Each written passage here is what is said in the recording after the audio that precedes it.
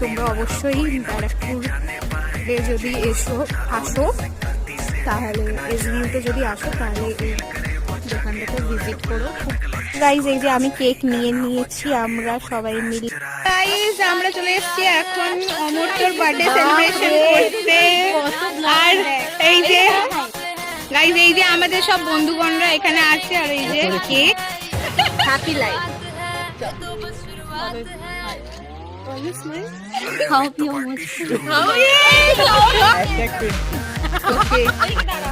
সবসময় হাসি খুশি থাকো। ওকে, হ্যাপি বার্থডে টু ইউ।